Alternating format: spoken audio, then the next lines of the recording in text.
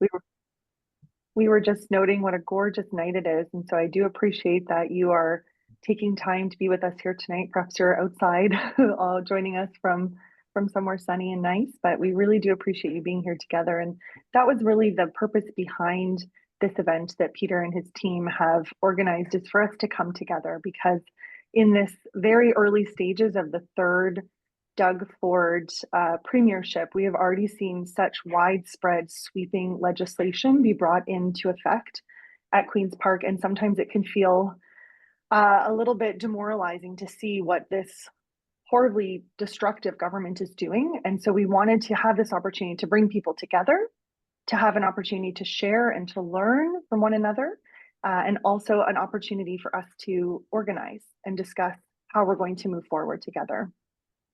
So I do want to acknowledge that this recording is happening for this webinar. So if you have to duck out, or if you know someone who wanted to come but they weren't able to make it, we will be sending out not only a recording of the webinar, but also any action points that do come up or resources that are shared. We will be sending them out to everyone who has signed up through their email address. I think this is a very particular moment in time where we must acknowledge, of course, what Bill 5 will do to constitutionally guaranteed Indigenous rights here in the province of Ontario.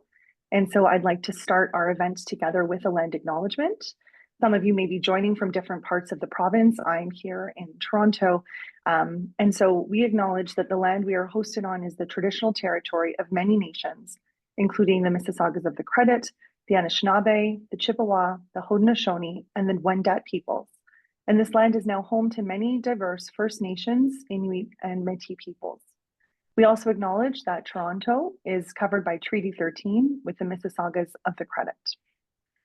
Tonight, what we'll be doing is we'll have an opportunity for us to come together and, as I mentioned, learn from MPP Peter Tabuns and legal expert Phil Pothin. We'll also have an opportunity to connect through the Q&A box. So if you go to the bottom of your screen, you'll see a little Q&A with a question mark. If you click on that, you can send in a question to the moderators. Everyone will not be able to see that, only the moderators will be able to see. And so we'll be sure to bring those questions up during the course of the evening. We're going to be sharing updates from both Phil and Peter around Bill 5 and what we are seeing with the Doug Ford government and how it's engaging in very American style forms of politics here in our country, despite all the talks of protecting Ontario and elbows up and all of that. We'll be allowing some time for question and commentary and sharing through that Q&A feature I have mentioned, to ensure that you are able to share any resources, any actions within your own community, any information that you may have gathered from your own work that you'd like to share with others. And we'll make sure that there is also time for us at the end, just sort of to gather, have any concerns that you have are expressed. We did set the time from 7 p.m. until 8:30 p.m. We'll try to wind things up around 8 p.m. by being mindful of people's time, but also to ensure that there is adequate time for questions and any information that people do want to share. And we're really hoping that this is an opportunity that you can take away, not only to fill you in on sort of what's happening, what went on at Queen's Park in the very abbreviated session that's now over until after Thanksgiving. So after only sitting for a few weeks this year, the government is again giving themselves a long period of time, almost 5 months off. We're going to hear from some folks here on the call, Peter and Phil, who are very knowledgeable about the different angles of Bill 5 and what that will mean. And we also want to hear from you as well. And so I'm happy to be here as your MC for the evening, and I'll be bringing up some of the panelist questions. But I also wanted to say that as an Ontarian and someone who has 2 young children that I'm raising, Bill 5 in particular is very, very shocking to me. This bill was ran through without appropriate public discussion, and what it will do is it will change regulations in our province. It will reduce protections on our endangered species. My kids were over just at the Brickworks the other day, and we're counting, almost 24 turtles. It's going to be potentially harming our land and our water here in the province. It's going to be negatively impacting natural heritage sites. It will reduce the need, or Doug Ford wants to reduce the need for environmental assessments and protections on our green spaces. And, as we've seen, We have wildfire smoke that is coming into our cities. We have extremely hot days. We have bizarrely rainy May. Like we just had the most rainy May in 60 years. We're seeing the impacts of climate change. We're seeing this in particular in public schools where there is no access to cool spaces. Children are coming out of school saying they're very hot. It's stuffy. It's hard to learn. We know that clean, fresh air is crucial for learning and for cognitive status. So we're talking tonight about things that are happening now, but we're also thinking forward into the future and projecting how Bill 5, if it is not repealed immediately by the Doug Ford government, will have such negative impacts on our province. Now, I'd like to introduce Peter Tabbins, the convener of tonight's event. Peter was recently re-elected as the Member of Provincial Parliament for Toronto-Danforth on February 27th, 2025. He is the MPP for just about a block away from me on the west side of Coxwell here in Toronto. Peter, as always, is bringing fresh, new ideas to Queen's Park. It's creating jobs while fighting climate change, on keeping people safe from environmental toxins, tackling the issues of housing affordability and housing availability, the future of public transit and how we fund that, and integrating newcomers to Canada into our local economies. Peter was first elected as the MPP for Toronto-Danforth in 2006, and he has held a variety of portfolios. Most recently, he serves as the official opposition's Shadow Minister for Environment, Conservation and Parks, and Shadow Minister for Emergency Preparedness and Response. And so this is actually the most perfect person, I think, for us to be hearing from tonight, because Bill 5 will impact environment, conservation, heritage spaces such as parks, as well as how Ontario is able to prepare for the upcoming climate emergency. Peter, I'll send it over to you now. Oh, and okay. Just one thing to say, sorry. If you'd like, and we'll try and speak a little more slowly, I know I speak too quickly. At the bottom, there's also an option to show captions.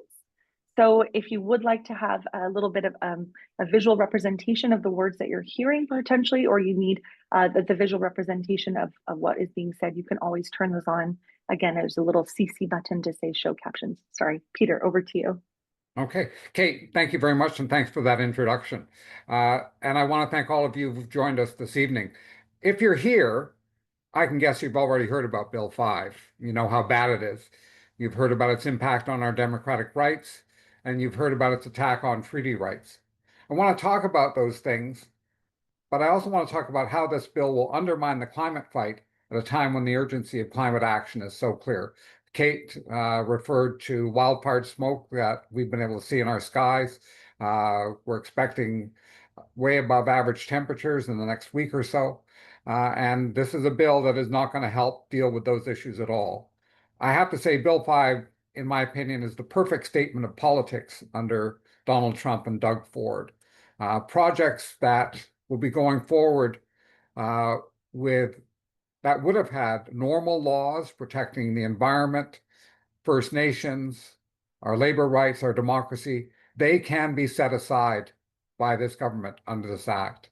Fundamental decisions about our future will be made on the basis of deals made behind closed doors between ministers and corporations. They'll be based on corporate interests and not on the democratic needs of the people of Ontario. That removal of decision-making from normal review and public scrutiny is a huge step backwards in this society. That's exactly how Trump is running things, and we've all seen the results. Ford has done similar things in the past. People remember his use of the notwithstanding clause when he intervened in Toronto's municipal elections. He intervened with labor negotiations in the fall of 2022. His attack on the Greenbelt, again, done in a similar vein, where he was just trying to set aside the laws of the land. And what we have now is the most complete Trump package ever from the Doug Ford government. And it's the height of irony that Ford says we need to act like Trump in order to fight Trump. And I see Donald Trump and this fight that we're having with him, which is very real about our economic future, is being used as a cover story by Doug Ford as he rolls back our democracy and our rights in Ontario. And I have to tell you, when we go after him in question period, pointing out the problems that are being created by this bill, he will say, Donald Trump made me do it. We're dealing with an emergency. We're dealing with an attack. That is true. But this bill isn't going to actually protect us from that attack. It's going to further undermine our economy, our rights, our environment. So not only is Ford following the Trump playbook on democracy, and that is to say he's trashing it, but he's also following the Trump playbook on climate and energy. You're all well aware what Donald Trump is doing to reverse climate action in the United States, reversing investment in renewable power. And in the United States, Trump is focusing on promoting two sources of energy, fossil fuels and nuclear power. And Ford is effectively doing the same thing. You can see it in the conservative energy plan that came out late last week. Neither of them, Trump or Ford, is concerned about the climate. Donald Trump is very explicit. He denies climate change, says it's fake news. Doug Ford doesn't use that language, but he has a so-called climate plan that is a failure, even in terms of the goals that it set, and he's not meeting those failed goals. And it's also clear in his energy plan. Now, people have rightly focused on the attack on First Nations with the special economic zones. They've focused on Ford's decision to further endanger endangered species legislation. But this evening, I want to talk more about the elements of Bill 5 that particularly advance his anti-climate agenda. And I'll start at the top with the special economic zones. With the special economic zones, Ford will designate an area or a project or a company to carry forward some goal without being subjected to any provincial or municipal bylaw unless Doug Ford says it applies. And my colleague, Phil Pothen, will expand on that when he speaks a bit later. So far, Ford's statements have been focused on the Ring of Fire, a region of Ontario that it's claimed will have huge mineral wealth. And this is in the traditional territories of a number of First Nations who have practical concerns about the environment and their way of life and the impact of what Ford is bringing forward. The First Nations most directly impacted have not agreed to these developments. Ford will say he respects First Nations rights, but this act is directly contrary to them. You all need to know that Northern Ontario, in the area around the James Bay, is an area of huge wetlands, of what are called peatlands that are vast stores of carbon. And you do not trifle with this, because if you damage that ecosystem, you have the potential to release large amounts of carbon dioxide into the atmosphere, accelerating the climate crisis. So it's not just a question here of respecting First Nation treaty rights, which has got to be at the beginning of your list. It's not just a question of emissions from mining activities, but also a question of emissions from damaging this ecosystem. And it may be possible to do this mining with minimal impact because we're going to need minerals, copper, nickel, and others to actually carry through the energy transition. But we need to do an assessment environmentally before we start to see how we can minimize any risk, any damage, and minimize climate impacts from this initiative. So our problem here is not only the critical one of First Nation rights, but a critical one around making sure we don't make the climate crisis worse. A project that's developed with no environmental assessment is not going to do that. And you can be sure Ford is not interested in doing any sort of thorough environmental assessment led by First Nations or anyone else. Everyone who's joined this meeting tonight knows Ford is not going to do that. So that's one of the first climate risks of Bill 5. The second potential problem here is Ford's approach to energy projects. And he's made these statements with regard to the quote unquote nation building projects. And I'm sure you've all heard that building the highway tunnel under the 401 is something he sees as a nation building project. And certainly this legislation would allow him to proceed to do that without any environmental study, without any assessment of the impact of such an initiative on carbon emissions. But he's also talked about the use of such legislation for expanding oil and gas pipelines. And as you are well aware, if we expand our use of oil and gas, we increase the chances of very profound upheaval in our climate system. We're already seeing the damage today. We've seen the smoke in our skies so far this year. The urgency of the climate crisis is obvious, but that is not a concern for Ford. He fully and totally supports the expansion of oil and gas, even though that puts our health and our futures at risk. With this legislation, he can drive through a pipeline without the hearings that give people a chance to protect themselves. He can simply say the projects are completely exempt from provincial law. With this legislation, he can expand the natural gas system that's making our world and our communities hotter and more fire prone. You may all be aware that he's bringing forward his energy plan for Ontario, which will see expansion of natural gas pipelines and use, while increasing dramatically the amount of nuclear power we'll be building in this province. There are huge questions here about cost, about delay of climate action, about actually increasing carbon pollution. And Bill 5 allows him to cast all of those aside. And I have to ask, shouldn't the people of Ontario get to assess such plans at public hearings? Shouldn't they be able to challenge the witnesses and the evidence that's brought forward to determine the best course of action for our energy future? We may disagree on what the best course is. Let's have the hearings so that we can actually nail down what's true and what's false, what's fact, what's fiction.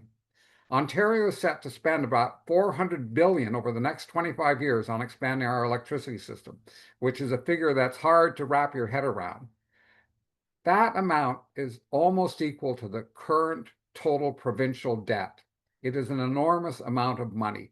If we get this wrong, not only will we have a system that could be very expensive and not be functional, not be appropriate to the different environment we're going to be in as the world heats up, but it's also one that could cripple our provincial finances for decades to come. We need the money to build an energy system that allows us to fight the climate crisis. And you can be sure with Ford's plan and the Bill 5 process that we won't be doing that. Just want to make a few other points. One is that the bill is written in such a way to allow Ford to block the import of wind and solar technology from China. China is the leading world producer. It's unfortunate that in Ontario, we shut down renewable power development and the manufacturing base that we were developing, but we did. And so right now, if you want to develop the cheapest sources of power in the world, wind and solar, you pretty much have to buy from China. That's the fastest and cheapest way to get renewable energy built. It appears that Bill 5 will allow that to be blocked. A few years ago, the global community issued a call at one of the major climate conferences to triple renewable energy and double energy efficiency as a way of defending us from the climate crisis. That followed a detailed analysis by scientists from around the world as to what would be the fastest and cheapest path to protecting our climate and ourselves. Ford, with this law, is setting things up to block rapid scale-up of that technology. Ford is totally happy to import small modular nuclear reactor technology from the States and nuclear fuel from the United States. You can be sure this legislation will not be used to change that. I want to finish by talking about fighting back. The bill has been passed. It's now the law of the land. It's a reality we have to deal with. But that doesn't mean we can't fight to have it overturned. And again, my colleague Phil Potham is working with Environmental Defense, who've been very explicit about their commitment to overturning it. Because it's there doesn't mean we can't use the damage that the bill causes to undermine Ford's rule in Ontario. And you can be sure that this bill will cause scandal and damage that will tarnish the Ford regime. This past weekend, the Ontario NDP voted to oppose every project brought forward by Ford under this legislation. The fact that a project is associated with this act shows right off that it is tainted. We need to fight each project that comes forward under this act. Ford may try to do one or two innocuous projects right off the top to be able to say, hey, it's not so bad. You know, we built a hospital, we built affordable housing. I'm not going to even delve into what sort of deals might have been made in the background. And then, using that story as cover, he'll proceed to do the damage this bill is meant to do. Well, I think we all agree the end does not justify the means. If a company or project comes forward under this act, they should know that people across Ontario will oppose their project and their company as tainted. We need to examine each of the projects that come forward under this act. Look for the favoritism, the cronyism, the profiteering that will underlie it. We need to keep raising the issue of overturning the act. I have a petition calling for overturning this act. I'm sure others have such petitions too. Well, let's keep signing them and bringing them forward in the legislature to show we oppose this. Let's support First Nations in their peaceful and principled opposition to this act. They plan to take the government to court. We should be donating to their legal funds. We should be showing up at their peaceful demonstrations. Show the support that they need. Don't give up. We fought the government on the Greenbelt, and they had to back off. They are now under criminal investigation, as they should be. Let's see what other criminal investigations this bill will trigger, and let's do the research to help make them happen. And with that, I turn it back to our MC. Thank you, Kate. Thank you so much, Peter. You tied together so many of those key pieces of the bill and what it will mean for our province. And I'm seeing so many different questions in the Q&A. I don't want people to think we're scanning the Q&A. We're seeing some different categories of questions coming up, environmental protections, workers' rights, the health and well-being of Ontarians. And how can we take action? That is definitely an overarching question that's coming up. And I do just want to point out, talking about repealing Bill 5, I personally was impacted by Bill 124 as a public sector worker, as a college professor. That bill, after many years, was eventually struck down and reparations had to be made by the Ford government. And that took public outcry, public outrage, that took a lot of public support, but it can be done. And when we talk about these projects and who the bad actors are, I think of the Therm Mega Spa that's coming up apparently at Ontario Place, and how specific protests have targeted, for example, Diamond Schmidt, the architects, have targeted Strategy Corps, the communications team that's behind selling this horrible spa to Ontarians. It's pretty easy to find who the folks are who are happy to work with Doug Ford and his cronies. And it's also up to us, and I think we've seen great examples of that already across the province, how to fight back against these organizations and publicly shame them. And we just saw recently reporting, for example, in the New York Times, right, around how this whole spa came to be. Not only that, but we saw a former Liberal MP and city councillor, Mr. Adam Vaughan, stepping up to happily try and sell this ridiculously corrupt spa to Torontonians and to Ontarians, huge multi-billion-dollar boondoggle. So these folks don't seem shy about hitching, their wagon to the Ford cart. And so I think it's up to us, if we have time and capacity, to stand up to them and to call them out as we are able. Now, Phil, I know that's something you're excellent at doing. And so I'm happy to have you come on and speak with us now. Phil Pothin is environmental land use planning and administrative lawyer, and he is the Ontario Environment Program Manager with Environmental Defence. Using a combination of political advocacy, community legal education, and strategic litigation, Phil is helping to lead the fight to protect Ontario's natural heritage and prevent runaway climate change by curbing sprawl and transforming existing car-dependent post-World War II developments across the province into denser, walkable, and transit-supporting complete communities. Phil is an East End resident who lives just north of the Danforth, near Main Square in Crescenttown. Phil, I'll pass it over to you now. Thank you. Hi, everyone.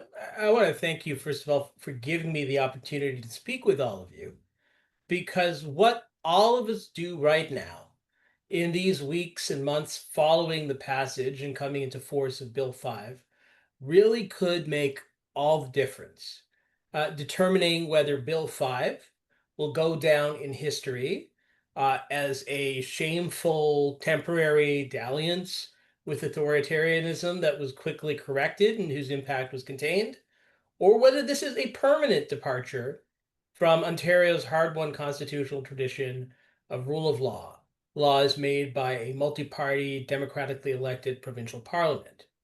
So in order to account for for that very stark statement with those of you who haven't had the opportunity, as I have to pick through this bill line by line, or to look at the analysis that's come from places other than the environmental movement. I need to explain what Bill 5 is. So Bill 5 is not, as you may have heard in the media, as a result of, very clever work by the government's press people. It is not just a mining bill. And it's not just even a bill to circumvent environmental protections and even climate protections to rush ahead with developments that we think are going to be environmentally harmful. It is a bill to grant unfettered power to the premier and anyone he handpicks for cabinet to exempt any person or business they like from any provincial or municipal law they choose in as much or as little of the province as they like for any purpose whatsoever, not just trade or national emergency issues or even economic issues, based on whatever criteria they decide to make up. They will also be empowered separately to single out people and companies for harsher, stricter treatment than other companies if they want, by stripping away of their statutory rights. And many of the statutory rights, the rights that you recognize, may think of them as federal or as protected by the charter. But many of the rights that really matter to you are protected by provincial ordinary statutes that are subject to Bill 5. So that's why this transforms every one of us right now from the position of citizens who are free to say what we like because the individual politicians, what they think of us doesn't matter, that because the laws will simply be applied consistently by objective civil servants or the courts, into supplicants who must play nice with the government now, because if we don't, the government may single us out for harsher treatment, or else grant favors to our friends or competitors that we won't get. And that applies to everyone from corporate Ontario, who many of whom do have objections to what the government is doing, to unions, to individual people who are speaking out. This bill covers everything from driver's licenses to speeding limits to your planning approvals in your backyard, to the Trespass to Property Act. And so that's why the loudest objectives to this bill have not been environmental NGOs like Environmental Defense or even Indigenous nations that this bill tries to cut out of decisions about their own land once again. Even though that's maybe a lot of the coverage you've seen, the people most panicked about this are human rights NGOs like Amnesty International and the Canadian Civil Liberties Association, its democratic watchdogs like Democracy Watch, and its guardians of workers' rights like Ontario's largest labor union, CUPE, and the Ontario Federation of Labor. And, in a way, the dark genius of this government has been in presenting this bill and this fight as about a mining bill or about a far northern development bill or about environmental NGOs versus development. Because frankly, the other aspects, the other implications of the bill, I think, have potential to really undermine the government's connection with a lot of its own base. If you are someone who cares about government overreach, who's put off by government overreach or tyranny or whatever you want to call it, well, this is government overreach and concentrated power on steroids, like we've never seen in the living memory of anyone in Ontario. So legal and technical experts have made it clear that Bill 5's powers can be used for any purpose and applied to laws with no direct connection to mining or nation building at all. In fact, the word mining does not even come up in the Special Economic Zones Act at all. There is no reference to it whatsoever.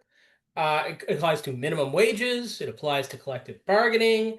But it provides to trespass to property. And even from an environmental point of view, if we're talking about the environment, it's not just environmental approvals processes or the process that we use and the the right to be heard in this process and everything.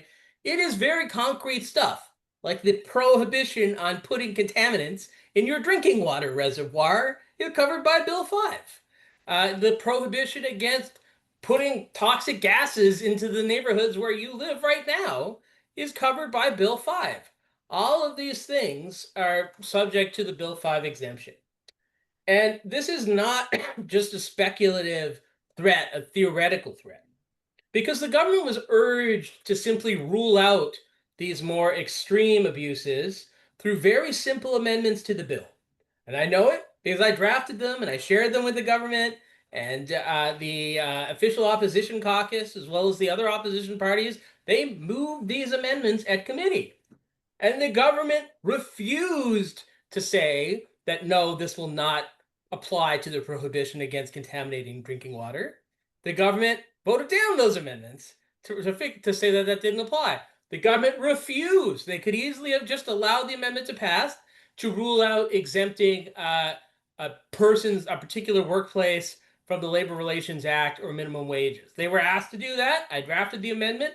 It was introduced, and they didn't do that. So they chose, even though they could easily have amended, they kept the parts that we all think are bad, the parts that Peter has talked about now, that curtail climate impacts, etc. They could have kept all that bad stuff, but at least said that they're not going to take away the minimum wage, and they didn't do that, which is telling, which suggests that they want to keep it on the table, both as an option, but also as a threat to keep everyone in line. And we are already seeing the chilling effect from Bill 5. Even before, or even if no special economic zone is ever declared, right now already we have organizations that would have been speaking out about issues with the government, whether this one or another, recalculating because they know that Bill 5 exists and they know it can be used to retaliate against them or to favor their competitors or other organizations and cut them out. The prospect of a trusted proponent status is a reason to shut your mouth and not rock the boat for all of corporate Ontario right now. And that change has happened already. Now, all of this does not mean that this is not a disaster for the environment, because it really is. And apart from everything that Peter's talked about, Bill 5 repeals the Endangered Species Act entirely. Now, while the government says that it's replacing that with a different regime, that's not really true. There is a different bill called the Species Conservation Act, but that so-called replacement does not even acknowledge that the vast majority of endangered species or threatened species habitat is habitat at all. So, for example, they allow developers or anyone who wants to bulldoze and pave everything right up to the immediate circle around the so-called dwelling place of an individual animal. So like a nest or burrow, you can pave and bulldoze right up to it as long as you don't fill in the burrow. And the actual critical root zone of individual endangered plants.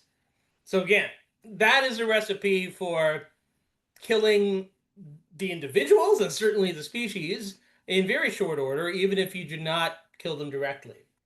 And in addition to the climate and far northern habitat issues, the government's Bill 5 empowers the government, as we said, to circumvent basic protections like the Clean Drinking Water Act, etc.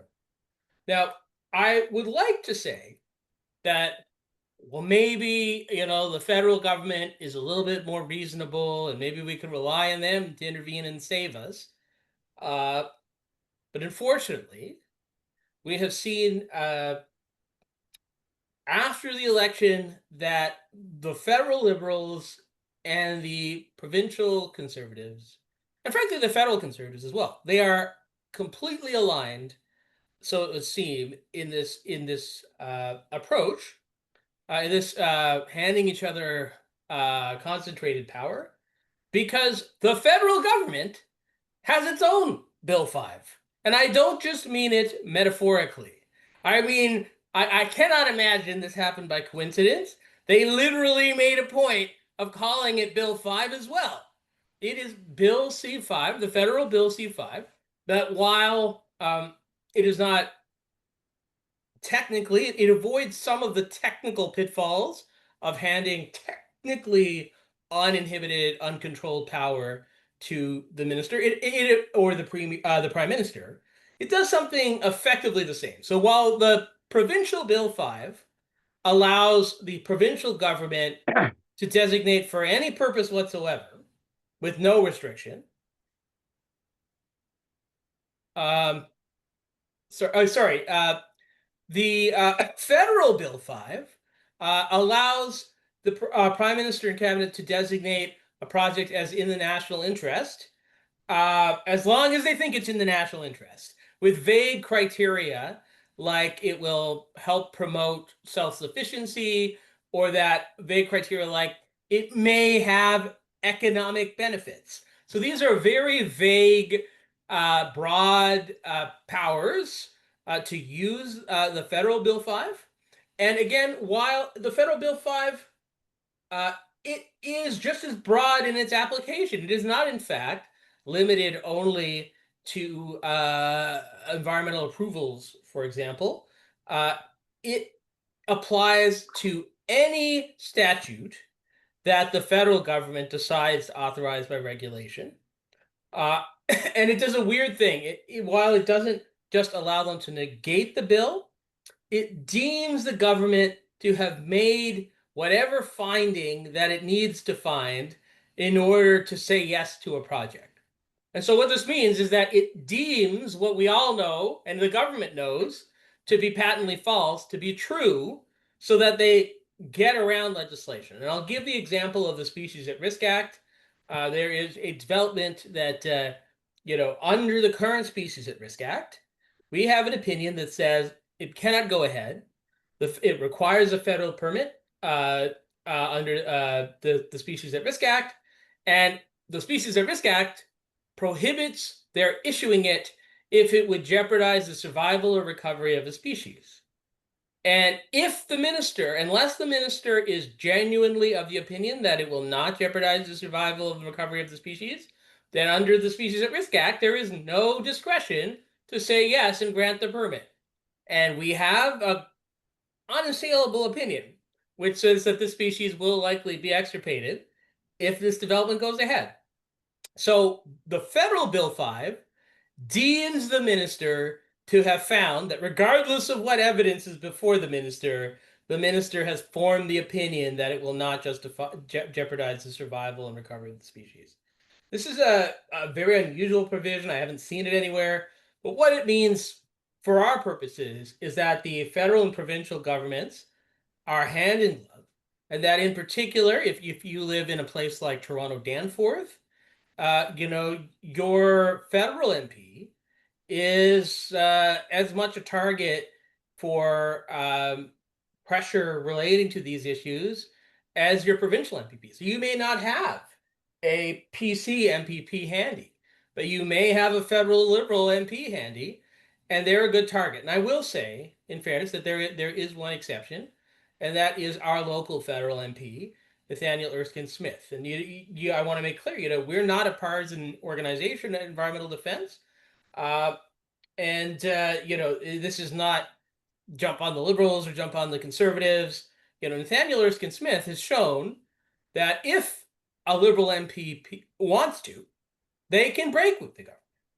Nathaniel Erskine Smith has voted against time allocation on this bill. He has publicly said that the federal C5, which it's milder than the provincial version, but it's still pretty bad. It is so bad that it would make Stephen Harper blush. That is the word of the federal Liberal MP, Nathaniel Erskine Smith. So I would urge all of you, even if you don't live in a federal or in a provincial PC riding, to buttonhole your Liberal MP this summer and challenge them with those words from Nathaniel Erskine Smith.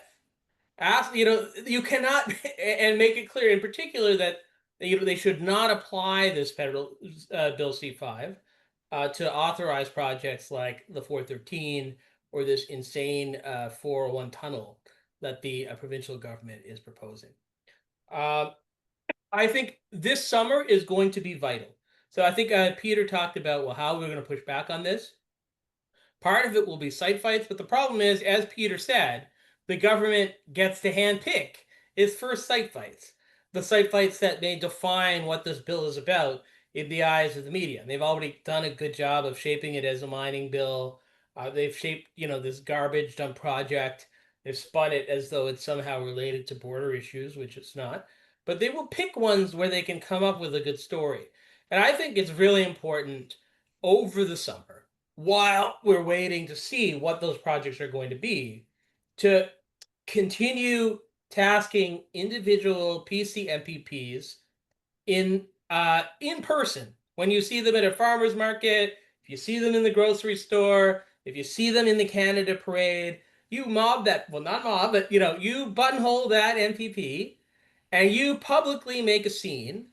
Not and even if what you care about is the environment, I have to say, the polling shows that people are less concerned about the environment, the general public, and they feel like they have license on the environment.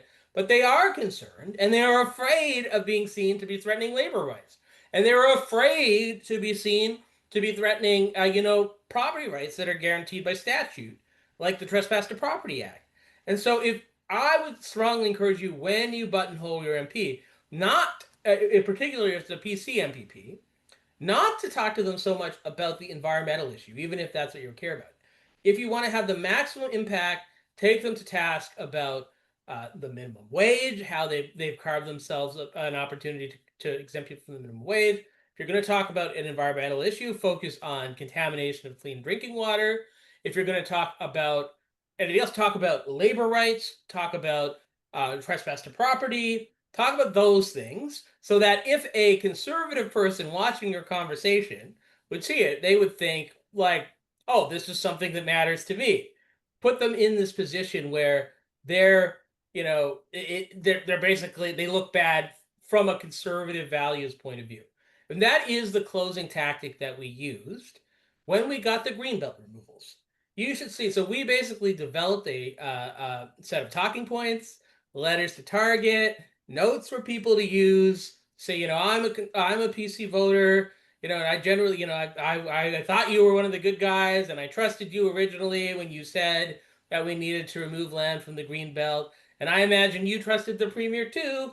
But now that we know that that's not true, that we don't actually need any land in order to get more land to get more housing built, now that we know there are 350 square kilometers of land sitting unused, now that the Auditor General has confirmed that none of the story packs out, like, there's just two choices. Either you break with the government on this bill and publicly come out against it, or else I will know that you are a willing participant in this corruption scandal. And so, in the same way, I think we can frame the argument against Bill 5.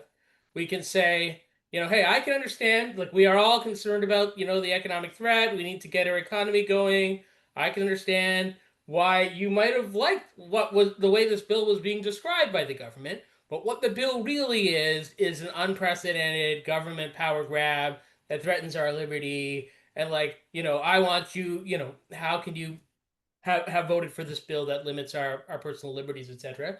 And say, now that we know this is true, now that we've heard from the Canadian Civil Liberties Association and Democracy Watch and Amnesty International about the civil liberties issues, and that this is not just a mining bill, will you publicly break with the government, etc. And then just make as many scenes like this as you can over the summer.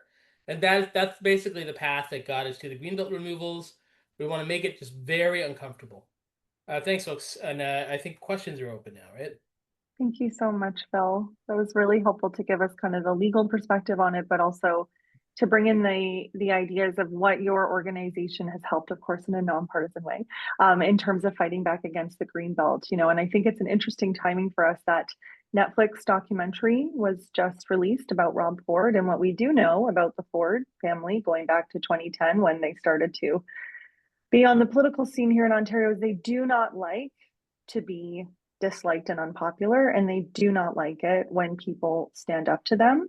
And they run, for example, PC MPP Robin Martin left a summer barbecue a few years ago when confronted by members of the Ontario Health Coalition It was her own barbecue, and she basically just left because people all have smartphones, and what conservative MPPs and potentially even liberal MPs, as you're saying, Phil, do not want to do is be captured on camera being called out for very reasonable things, right? None of this is what we have heard here tonight is unreasonable. The Fords are very good at public messaging. They have a large and very well-paid communications team. I guess we pay them, don't we? Millions and millions of dollars a year are being spent by the Conservative Ontario government to spin their messages. But there's a lot more of us, 15 plus million, than there are of them. And so, this is just one step here. There's almost 200 people tonight here. So if each of you goes out, speaks to one or two people in your community, maybe it's people who vote differently than you, maybe it's someone you see at pickup or someone you see in the grocery store line, and you share a little bit about what you've learned here tonight. That's something that's going to be very helpful. We know that there are Conservative MPPs. There's one in the west part of Ontario who has stood up and spoken out against Doug Ford because of what his constituents have been calling upon, right? Your MPP, Peter, anyone here from Toronto-Danforth, Peter's your employee to some degree, right? The MPPs are government elected officials. They serve at the mercy of the people. And that's something really important to remind Doug Ford about, because he seems to think that Ontario is his own personal fiefdom. We have over 50 comments and Q&As in the chat, so we may not get to all of them, but one that I just wanted to point out is, a comment saying, why doesn't Doug Ford see what he's doing? Why does he not see that he's creating this existential crisis? He is destroying fauna and flora, and it's destroying the balance that has existed for generations and millennia here in our province. He sees it. He doesn't care. He simply does not care, because that's not something that's of interest to him.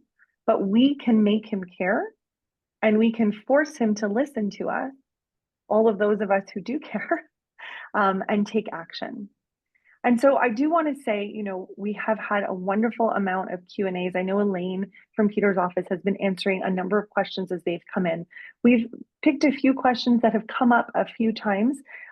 And I think there are also some questions. For example, there was a question around labor that did come up. So, you may want to know that UFCW, which represents over 70,000 Ontario workers, has spoken out publicly about the potential erosion of worker rights that will come about under Bill 5 and the reduction of protections for different workers. So, for example, reducing people's supports within the workplace, their accommodations within the workplace.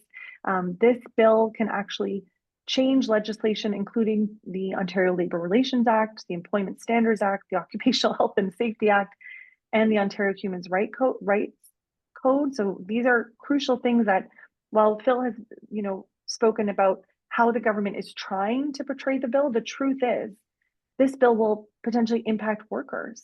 And workers theoretically are a large base of Ontario voters.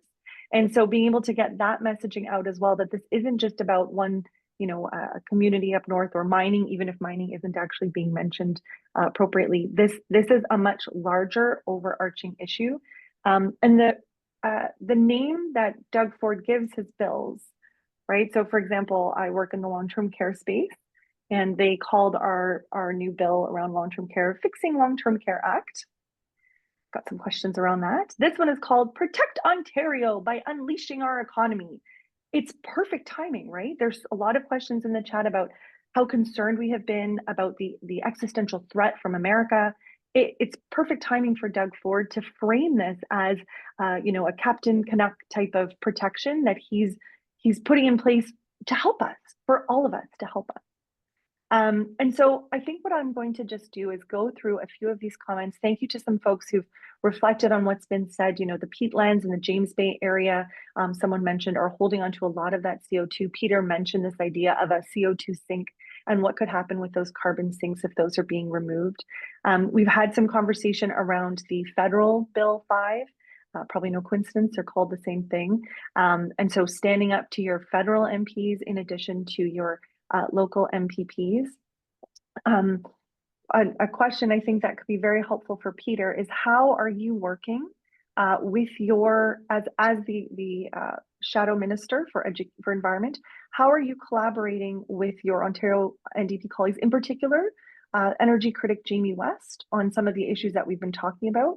And how are their actions? I mean, I know we're probably many of us are coming from the east end of Toronto, but how are their actions across the province that you may be collaborating on with other colleagues and that folks on the call can become involved with? Okay, thanks very much, Kate. I should say, first of all, that the Ontario NDP's response to Bill 5 came out of discussion within our caucus, and certainly Jamie and I understood the dire environmental impact of what was being brought forward by Doug Ford. And there may be issues where we get into longer debates, but there was no question about this one. The overruling of democratic rights, the setting aside of treaty rights and the need to respect them, the setting aside of labor rights, the setting aside of environmental assessment, that's something that we all agree on. And it's interesting to me, there's another question here, Kate, about comments made by mining companies in the committee hearings. And when I talk to my northern colleagues, one of the things that they've said to me is in talking to mining companies, often the difficulty they've had is that when they go to the Ministry of Natural Resources, that the ministry is understaffed and has a fair amount of turnover. So the problem with slow approvals for mining projects that we actually need for our economy and for the energy transition has not really been assessed by this government. They haven't said, is there a problem with the way we're staffing the civil service to ensure that people get the service that they need? They haven't done that. What they've done is said, we won't have any laws applied at all. And so I would say the person who raised this question, can anything be done to change the special economic zones uh, and actually address what's going on within the ministries? Well, I think we have to defeat Bill 5, overturn it, overturn the special economic zones, and push for that discussion about what do you really do to make sure things are done to protect the environment and operate efficiently at the same time, which I think you can do. Perfect. And I think that leads very well into a question here we have that Phil, I think, would be great for you to help. What happens to people and businesses that exist before they're made into an SEZ, a special economic zone? And then if and when that zone is actually removed, once, action is taken against this bill, how does that area get sent back into the province? What would that actually look like? So we hear the government talk about these special economic zones a lot. What is sort of the operationalization of the process? Yeah, so I want to say, first of all, one of the misconceptions that the government has benefited from regarding Bill 5 is that it applies to places out in nature somewhere, whether it's the far north, whether it's the shoreline of James Bay, sparsely populated places, and that's while indigenous nations would be affected, it might not affect the majority of the population. In fact, Bill 5 can be applied to an existing workplace. It can be applied to your neighborhood. There is no reason why it can't be applied to the entire city of Toronto, for example. And this held as a sort of a sword at the throat of the government, of the municipal government, to designate their entire municipality as a special economic zone and effectively strip power from that municipality altogether, like taking a school board, in the same way as the provincial government does with school boards. But what happens after the special economic zone has been suspended? Unfortunately, there is a tendency for permissions that have been granted under an old regime, even if a development is very damaging. If an approval has been granted, it is unfortunately very unusual to carve those approvals back.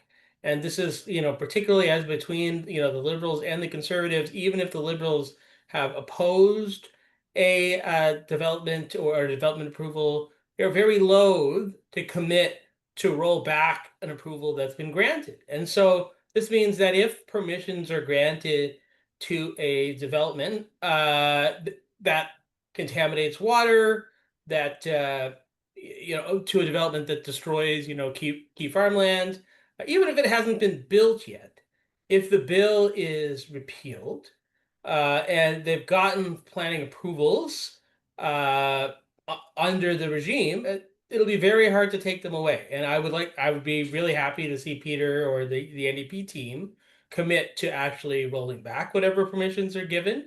I haven't gotten that commitment all the time from other parties, but it would be up to them to do that. And certainly, if the construction is already done, it's very hard after the fact to go in and demolish it and demolish the environmental impact with it. Certainly, contamination once it happens, damage is already done, and we've seen in many places like Grassy Narrows how hard it is to clean up a mess once it's been made. Thank you very much. I'm seeing a lot of questions in the chat around action. And I think just from listening to our conversation, one thing that we can help do is to craft essentially a one pager. I use this in a lot of the work that I do in staffing. But, a one pager of sort of the key talking points that have come up from our excellent panelists tonight, and send those around to you so that if you do find yourself in line at the grocery store with an MPP with whom you'd like to speak about this, you'll have those items sort of close at hand. Phil, I did also have a question. Because of Environmental Defense's work, alongside, of course, the work of the official opposition around the green belts. And can you just speak a little bit in your capacity about any sort of basis, constitutional or otherwise, that Ontarians could bring about a legal challenge to Bill 5? Like, given everything that you and Peter have said about the potential negative repercussions for workers' rights, for Indigenous nations here in our province, is there a class action suit that Ontarians can take against this government, or are we sort of going with a public shaming approach and continuing to push back against them sort of individually across the province? So there are two answers I can give to that question, and one of them is pretty much the same as I gave during the Greenbelt scandal, and also in relation to the forced settlement boundary expansions, which we successfully had reversed. And that is, certainly we are looking into these legal technicalities and options for a courtroom challenge to the legislation, but it wouldn't be advisable for us to tip our hand as to what the specifics of that challenge will look like. And we cannot assume that every bad law can be fixed through a legal challenge, because we have a limited constitutional regime. We don't have a general rule of altruism and good sense. We have a very limited small L liberal charter. We have a constitution that was written, other parts of it were written in 1867 when women didn't even have the vote. So it's not necessarily the case that the Constitution is going to rescue us. But there may be options, and we have some lines to pursue, but I wouldn't put all the eggs in that basket. And even when it comes to Indigenous rights, I wouldn't put all the eggs in there will be a successful legal challenge basket. Courts have a funny way of nominally acknowledging Indigenous rights, inherent rights, and somehow not actually substantively changing what happens on the ground. So I really do think that over the short term, we need to operate on the basis that the response to this bill, and that doesn't mean there won't be a successful challenge, it's going to be a political one. If people trust that if the bill were bad, it will be struck down, then no one's going to bother fighting the bill and fighting for it to be repealed politically. And I don't know if folks know Michael Mandel, but this is my mentor. I think he wrote the Charter of Rights and the legalization of politics in Canada. But I think he was right. There is a risk in placing all your bets on the legalities. We have to do the politics, and that means yeah. But then the second piece is no, I'll just leave it at that. That's the that's the most important takeaway. Yeah, and Kate, if you don't mind, I'd like to jump in on that as well. Absolutely. Yes, please. Yeah, I agree with Phil that you can't put all your eggs in the lawsuit basket. First Nations will probably have the strongest basis for challenging this law because they've made it very clear that the application of the law will be a violation of their treaty rights. But in the end, the ability to push Ford back on the Greenbelt came out of the political fight. It was politically untenable for him to continue. Uh, the controversy, the scandal, the police investigation, all of that said that he had to back off. I think it was the Bill 28 in the fall of 2022 when he tried to really negate the legal rights of education workers who were challenging this government. Uh, there was a huge outcry about abuse of constitutional rights. Labor unions made it clear to Ford that there was going to be a lot of disruption, and he had to back off. In the end, for all of us, it's going to be political organizing that has the biggest impact.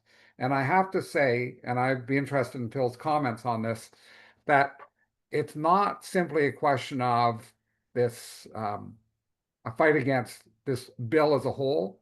It's a fight against the individual projects that come forward as a demonstration of the bill's abuse of First Nation rights, environmental rights, labor rights, something concrete that people can point to.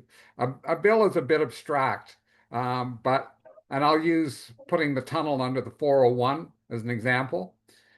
If he were to declare that a special economic zone, a project that could go ahead without any real assessment, making that a target could mobilize an awful lot of people. Most people think concretely. And I think in this fight back, we have to look at concrete targets and issues as well. So I will say absolutely. I mean, this is the assessment that we've struggled with internally. But while it is very important that we have to maintain, basically for the sake of being able to win those site fights, we have to continue the drumbeat that using these powers, that these powers are illegitimate, that they can't remain on the books, because that helps us with the site fights.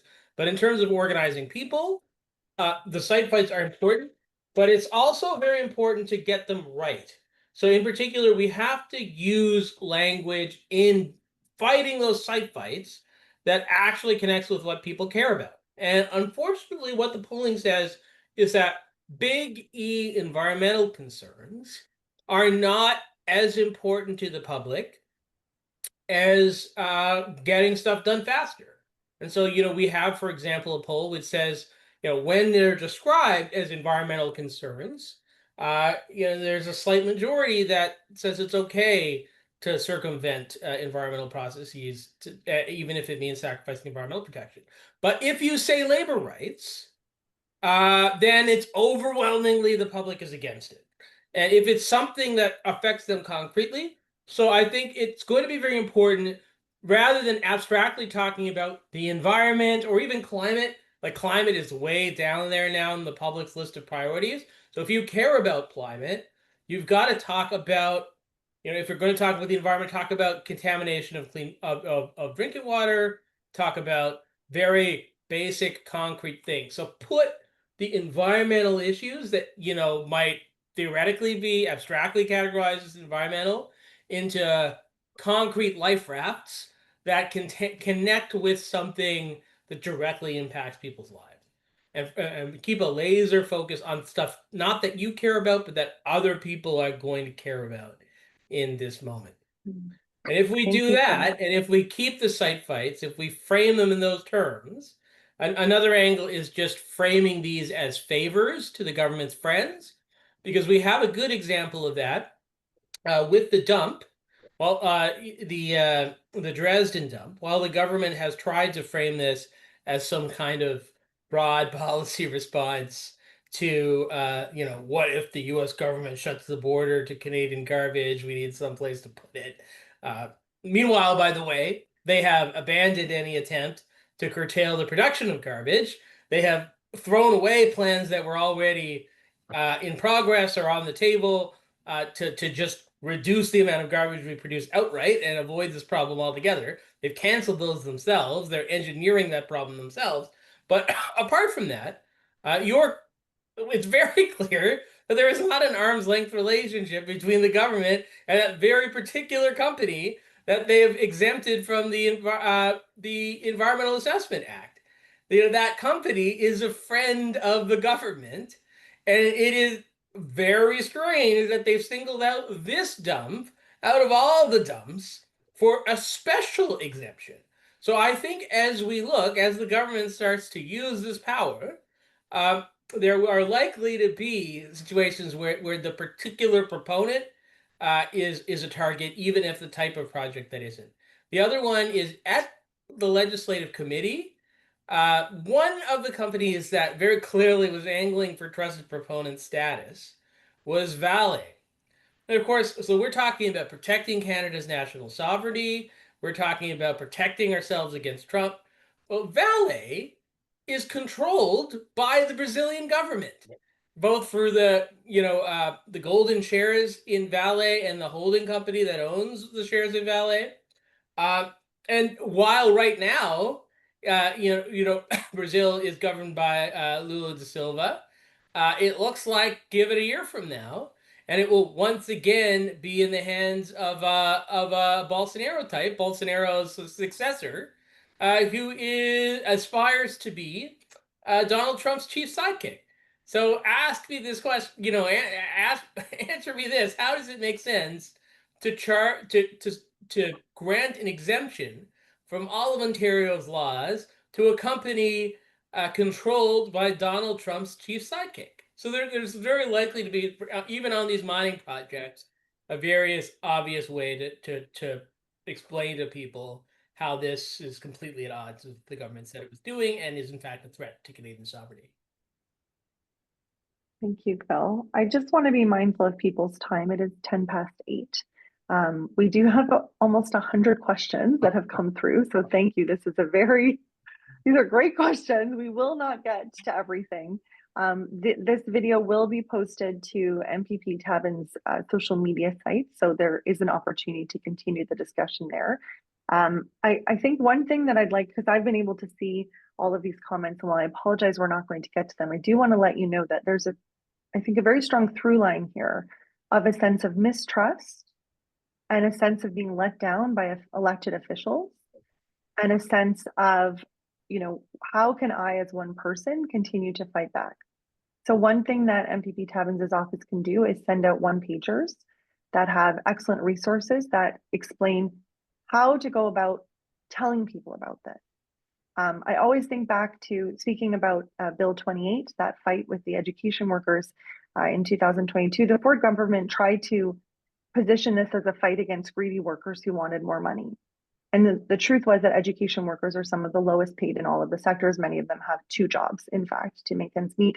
And Laura Walton, who was the head of that union and is now the head of the Ontario Federation of Labor, she gave an excellent talk after winning that fight to explain how they had seeded this movement over years.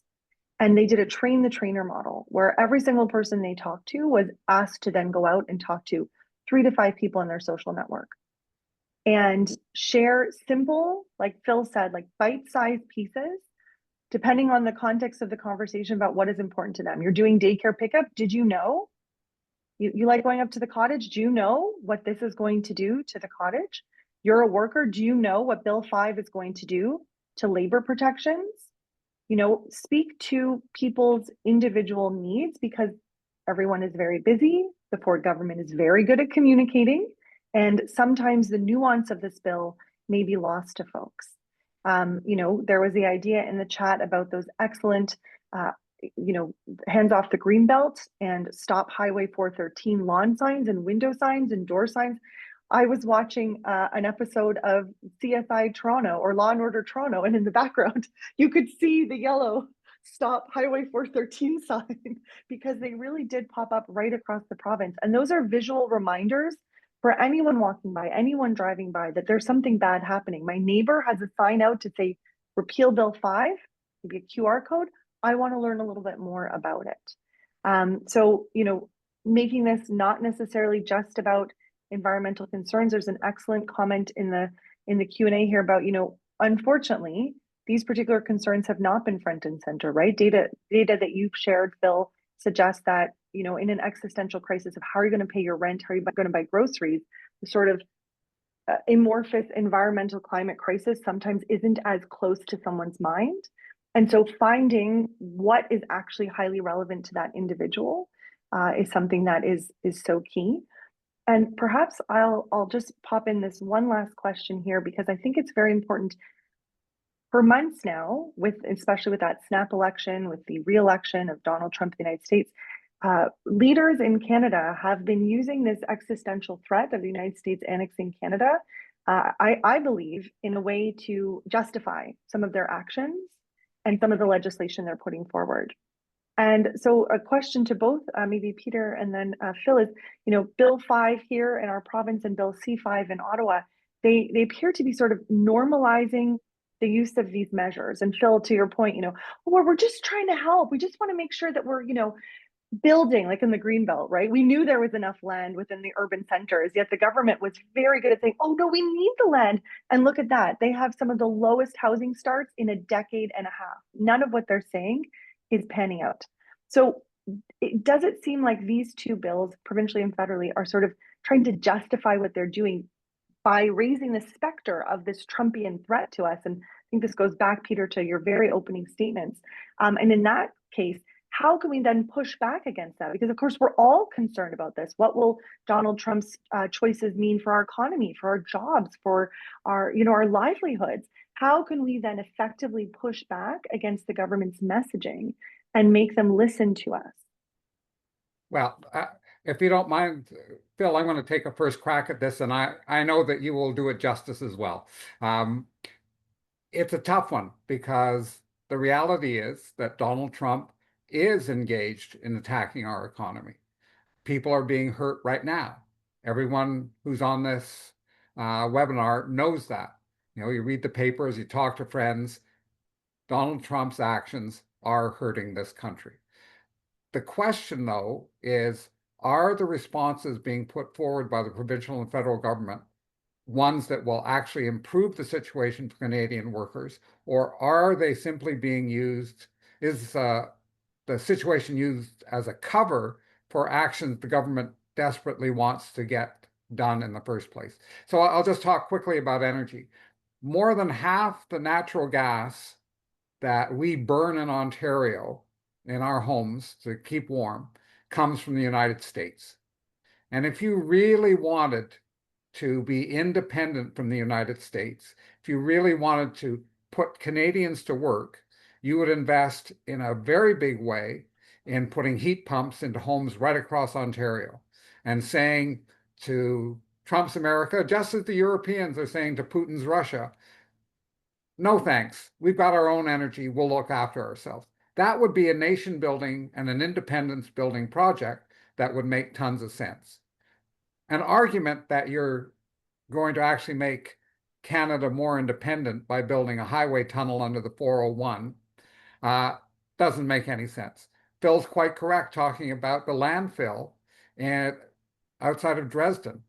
Ontario has just recently announced it's pulling back on all its recycling programs. It's undermining the targets. If you really think Trump is going to close the border to Canadian garbage, then what you're doing is directly counter to protecting us. I think that there has to be an ongoing push to show the difference between what's being said and what's real.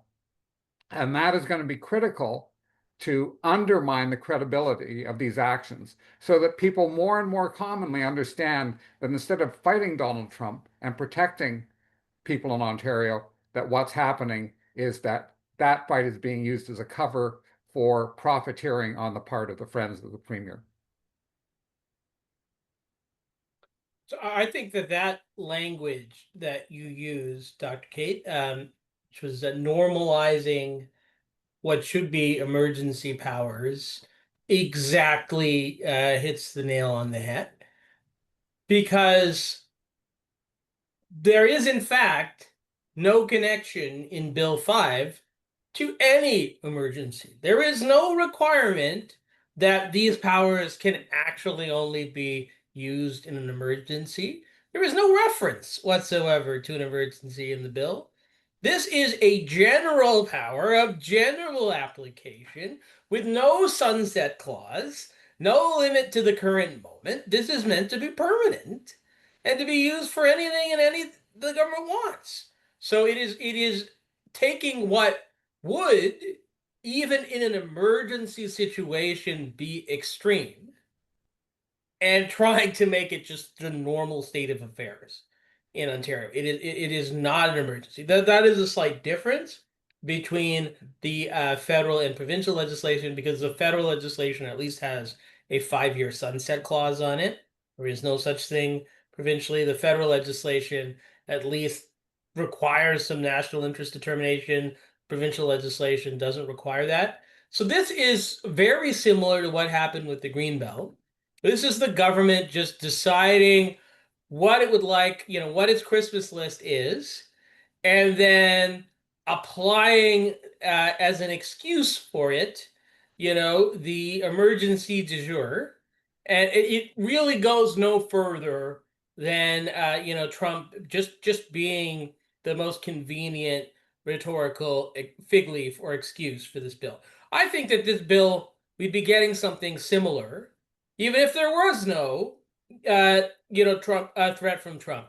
It would just, if things hadn't changed, if Trump hadn't won, we'd be getting almost the same bill, except they would say, oh, it's about the housing shortage, or it's about the affordability crisis, or it's about, it's very true. Under Ford government, Ontario is falling behind the rest of Canada economically. They would just cite some other problem as an excuse, because what this bill really is just about is giving the premier and cabinet the power to override any law, rewrite any law without ever having to go to the legislature. Well, that's pretty grim. I'm not sure how you can reframe that, but I do appreciate the honesty of that. And I do think this particular premier is someone who he has a very concerted plan. Either he or the folks that he is supported by, they definitely have, a through line of the work that they're doing is to get as much out of this province as they can. I saw a comment earlier around the destruction of healthcare, right? What we're seeing here relates back to the health and well-being of Ontarians, people who live in areas where there will not be environmental protections on water or on what is being blasted out into the air. Those folks will be seeking healthcare. Doug Ford is clearly on the path towards privatizing healthcare. A lot of this is interrelated, and a lot of it has to do with profits, right? And profits, not profits that will be brought back into the public good, but profits that will go into the private sector. And so I'm just seeing that we're almost close to our time. I do want to say to folks, we had over 100 comments. So if we didn't get to yours, I really do apologize. There just was such a wonderful questions and a lot of engaging information. But I do want to leave you with a comment, I guess, from someone here who said, what we really need to do is think about sort of storytelling. And, all of us here tonight have given an hour and a half of our time to listen to stories, horror stories, I'd say, about what's actually going on. These aren't fairy tales, these are truth about what this government is doing to our province and to the people who live here and the people who have, curated and lived on these lands for generations and generations before settlers like myself even came to Ontario. And, finding the issue and telling the story as you are able is a key piece, I think, of helping to push back against this bill. The Fords will be around at Ford Fest, and all the MPPs will be using taxpayer funds to throw very lavish barbecues all over the province. So these are opportunities for you to engage with your elected officials. I always like to think about the fact that every single MPP in Ontario over a 4-year term costs about $1.5 million. If you add together their staffing and their rent and their budgets and their salaries, it's a lot of money times 124, right? This is a huge part of the Ontario economy. And this is all funds that are public. And so to that, and obviously not everyone will have the same capacity or time or comfort. But, if it's not you who's going out, maybe you make a social media post, or maybe you talk to a friend about what's been going on, or maybe you try and engage a conservative family member at your Canada Day barbecue if you're very, very uh, full of, of vim and vigor. What I'd like to also say is thank you so much to our panelists, Peter and Phil, and to Peter's team who's here on the call. They have been reading through all the Q&As. They have been responding. Elaine and Rob, you've been responding furiously to those comments. All of this information will be recorded. There will be a recording of this that will be available on MPP Tabuns' social media. But also there's been so many great ideas that came out tonight. I believe we'll be working together as well to come up with some sort of easy to use, like one pagers, small flyers that people can take with them, like almost like a short script that you could use when talking about this particular bill amongst a lot of other people. Thank you to Avreet, the summer intern, I believe, in Peter's office as well, for being here. And thank you so much, everyone, for your comments, for your care and determination to our province, to our people, to our green spaces. And, I think I started off by saying this is an opportunity, although it's virtual, for us to be a community of carers, of people who've given up all this time to come together and think about how to make our province better. And I really, really do appreciate that so much. So thank you to everyone for all your time. And thank you, Kate. It was my absolute pleasure. Thanks, yes, lawn signs too. I see Anne saying, Peter, I think we're going to be making lawn signs this summer. Door signs, window signs. Thank you to everyone. Have a wonderful evening. Perhaps you can go for a little walk and enjoy the beautiful spring weather. Thanks so much. Take care, everyone. Take care. Bye. Bye.